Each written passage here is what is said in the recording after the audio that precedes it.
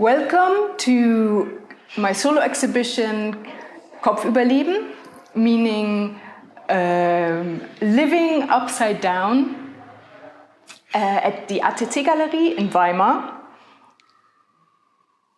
This is a very biographical exhibition that tries to make sense of personal experience, but it also looks at how we tell our stories and how we go about when life turns upside down. So this is quite a big show. I will take you on a hopefully not too long tour, but the exhibition has approximately 50 artworks in about 18 spaces, and I will show you a selection of those. So come on in. These are the first 100 drawings, upside down drawings, as you can see.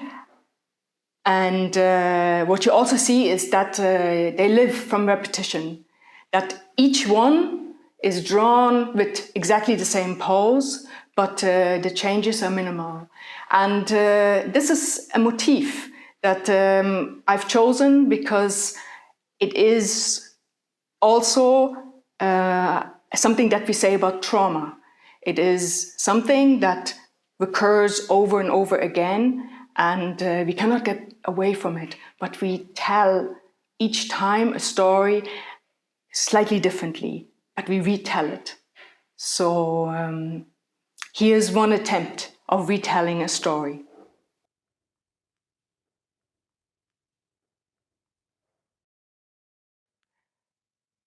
We're looking at a body of work that is from Cairo. It is the last piece before I had to leave Cairo, where I lived for many years.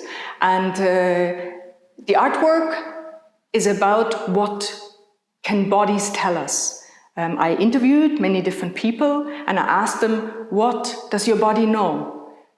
And from that question and from those conversations that we made were these kind of portraits made. But what I didn't know when I asked people to tell me about their bodies and their stories is that I was ill and that I had my own story to tell. When I was diagnosed and I came back to Germany, I had experiences that I then drew artworks for this exhibition.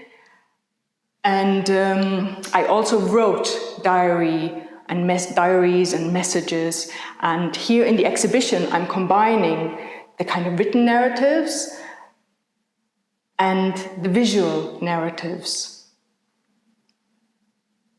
And I think we keep going on to hear more about the relationship between those two.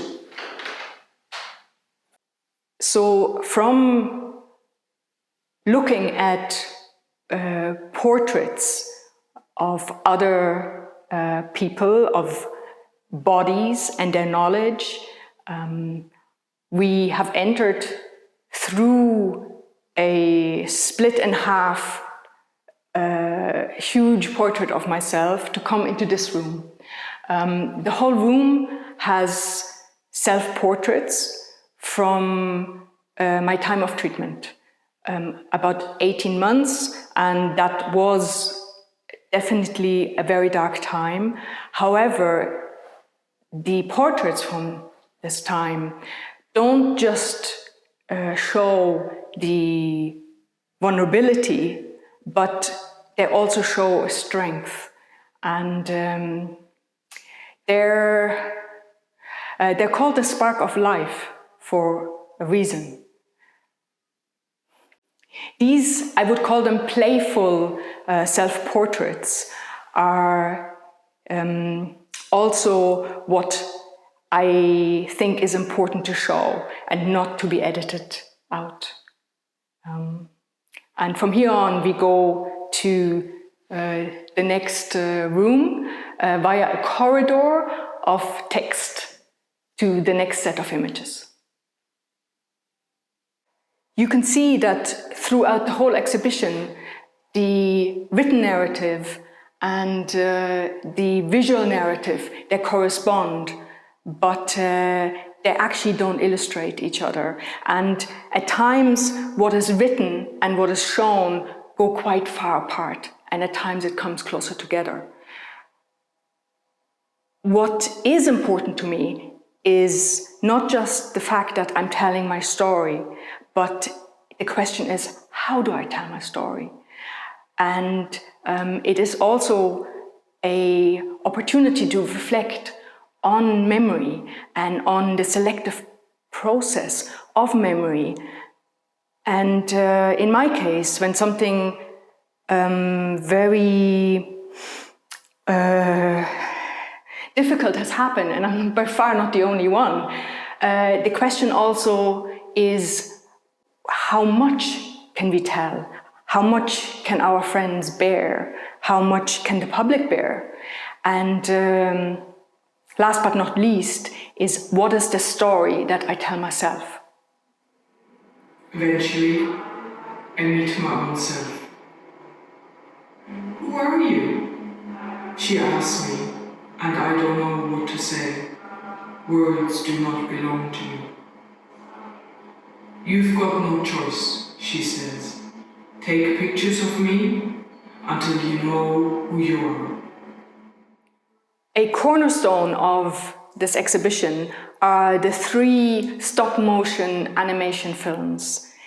They were shot over the last 8 years.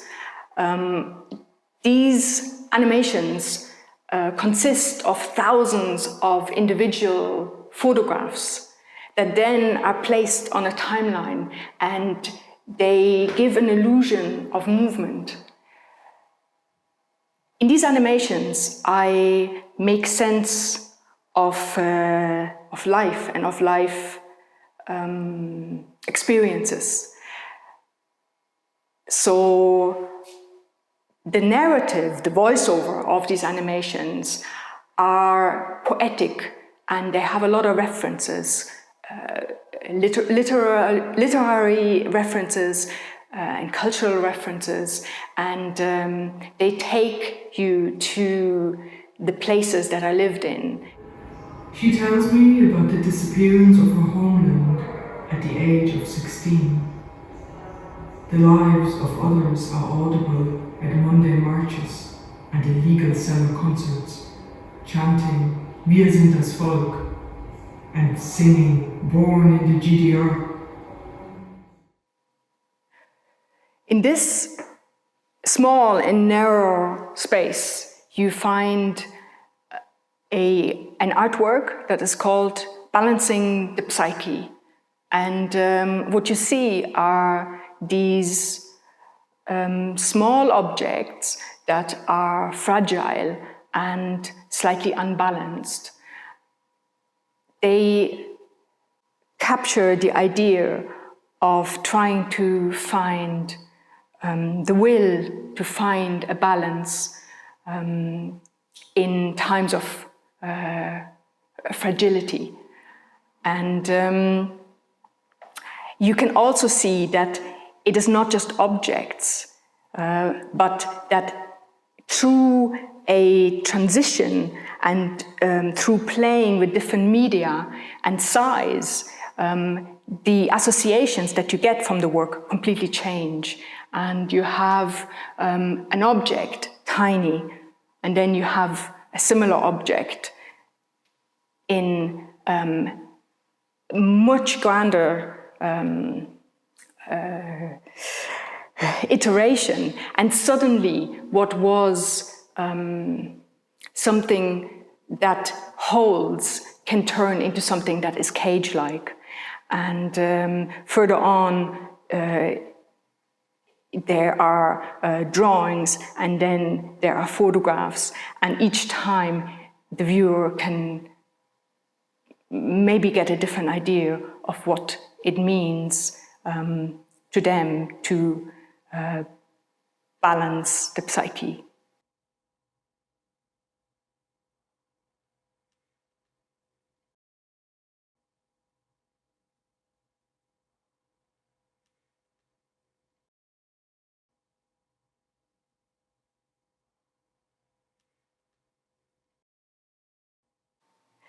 Here I would like to show you a piece of work that is anchored in the text, that reflects upon change. And as I was changing deeply in the body, within each cell, through treatment, my skin started to suffer and slowly come off.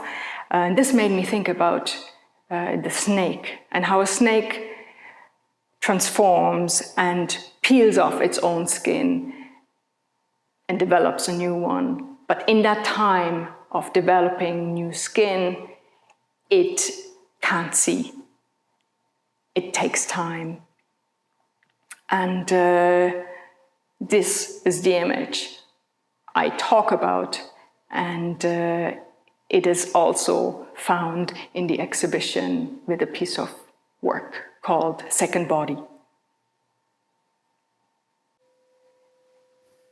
The video we see here is a series of questions that I've been asked in the hospital over and over again. And these are questions that are quite psychological in its nature. Here, the viewer can sit down comfortably and for 45 minutes take time to reflect on the answers for her or himself. You see it in German, and there's an English video as well. And the key, or I would say the answers to those questions, have informed the making of the artwork in this very next room, the adjacent room that I'll take you in right now and we'll look through. When making work about the libido, no, not about, but making work from the source of the libido, what you realize is that that connects you right with the body, and that you actually can't solely understand and stay within the rational, but that it brings you through the body right into the irrational. And this is where the work comes from. And it is also the room where words actually fail me and the images take on the role of the storytelling. So please just look.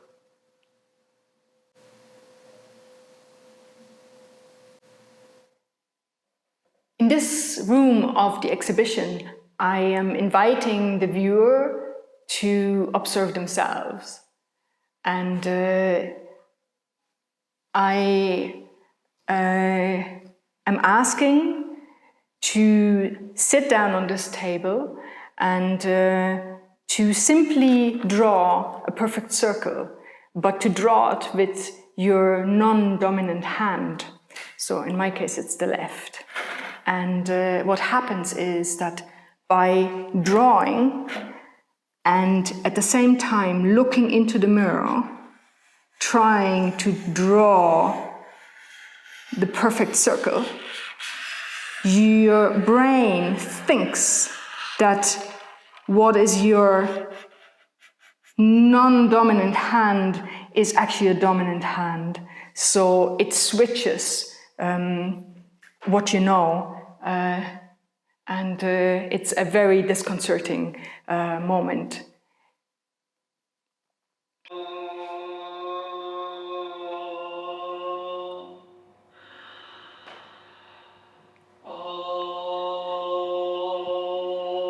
With this piece, I'm inclined to not talk over it, but actually to let you listen to the voices.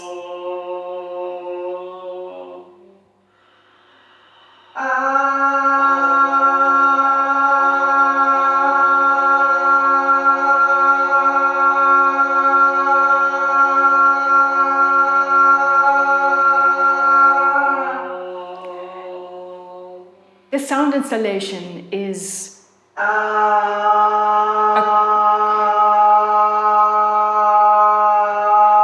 it is called I becomes us, and these are the voices from 20 women that have or had breast cancer, and what you hear is not just the singing, the outward projection of their voices, but actually the simple act of also listening inside yourself. You can also see the motif doubles, and this, I call it the absent body, is the motif that appears in two different ways in the stop motion animation in the room next door. And it is the idea that in phenomenology there is an absent body and a present body. And the absent body is the stage where we don't notice our bodies because everything works fine. But when the body stops to function or it is in pain, it becomes present. And in the video next door, I have an imaginary conversation between the absent and the present body, both times myself. The first part is shot in Cairo, several thousand images when I was still healthy.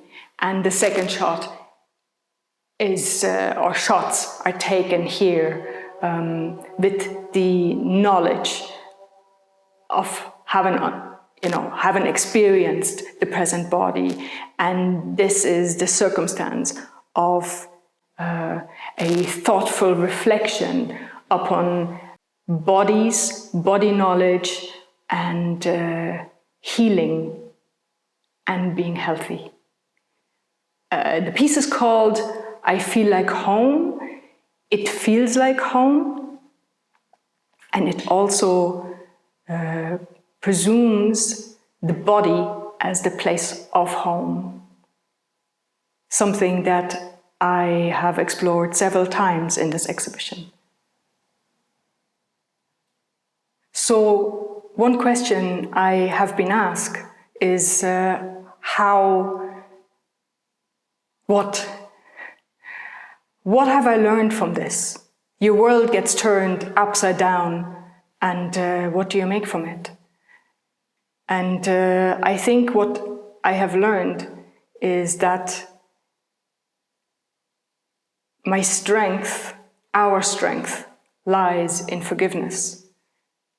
And that sometimes you think your initial reaction might be anger, but that anger is a predetermined reaction, whereas forgiveness is something that has the potential of the new and the unexpected and the undefined. So for me, this allowed me to find ways to overcome the difficulties, and it is also the source for making the artwork.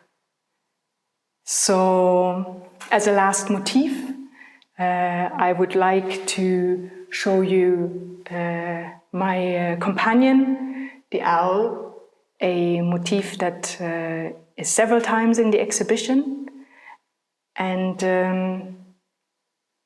with this, I'll leave you and hope you get the chance to see the exhibition, which is still on until the 15th of August, 2021. And if not, then thank you very much for watching it online.